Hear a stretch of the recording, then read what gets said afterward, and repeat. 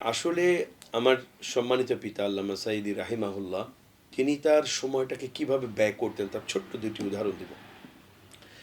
কোরবানির সময় যখন আসতো আমরা আ কোরবানি পশু জবাই করার পরে আব্বা সবসময় কোরবানি পশু জবাই করার পাশে থাকতেন। আব্বা নিজ হাতে জবাই করতেন। এরপরে যখন যারা গোশত কাটাকাটি করত তাদের পাশে আব্বা বসতেন, আব্বা দেখতেন।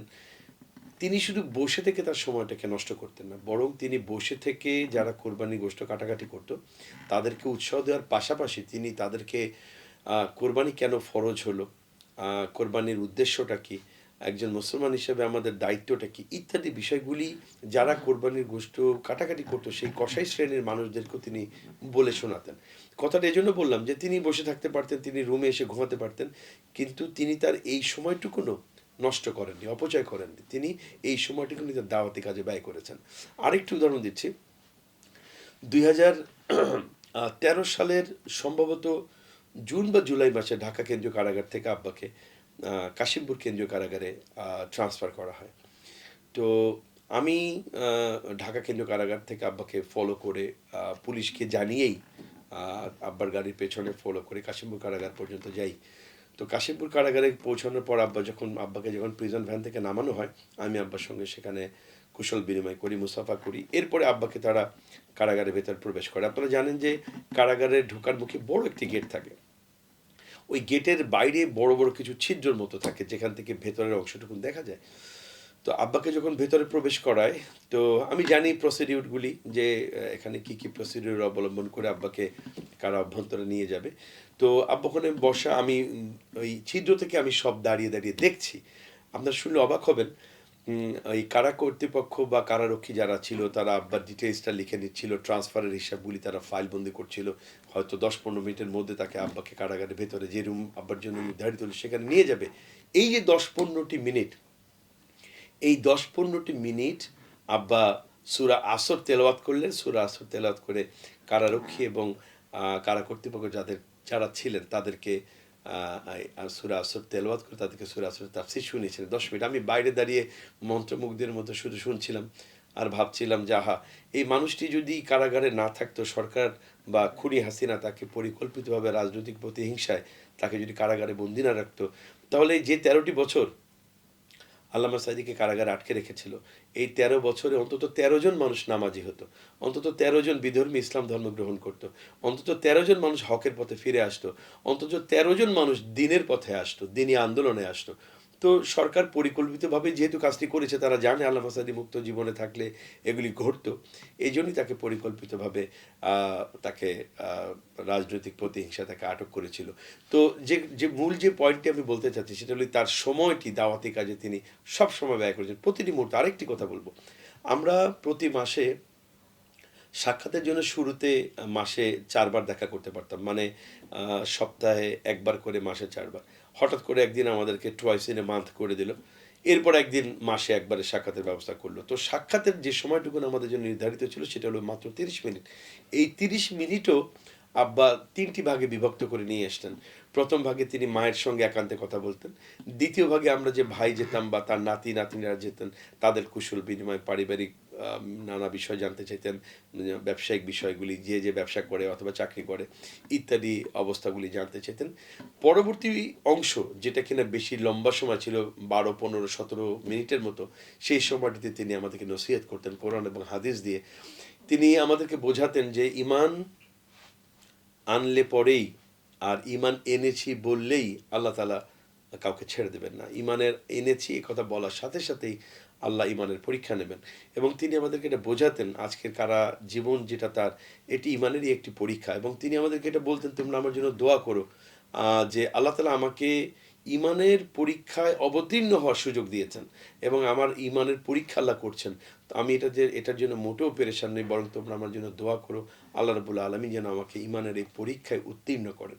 তা আমরা মন্ত্রমুগ্ধের মতো শুনতাম আর ভাবতাম যে আহারে, যে এই মানুষটিকে ১৩ বছর জেলে রেখেছে, ফাঁসির আসামি বানিয়েছে, পরে যাবজ্জীবন কারাদণ্ডের আসামি বানিয়ে কারাগারে আটকে রেখেছে। তিনি একটি বারের জন্য আমাদেরকে বলেননি যে বাবারা, আমি খুব কষ্টে আছি, আমার মুক্তির জন্য তোমরা কোনো তদবির করো, কোথাও যাও, কোথাও সুপারিশ করো, একটি বারের জন্য বলেননি।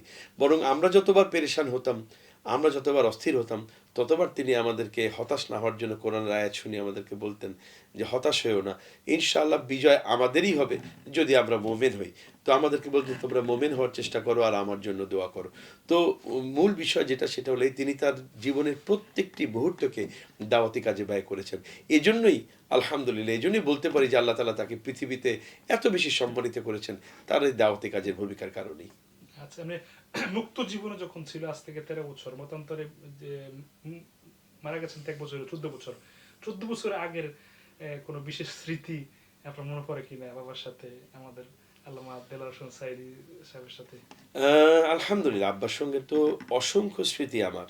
আলহামদুলিল্লাহ, আমি মানে স্মৃতিকাতর হয়ে পড়ি মাঝে মধ্যেই।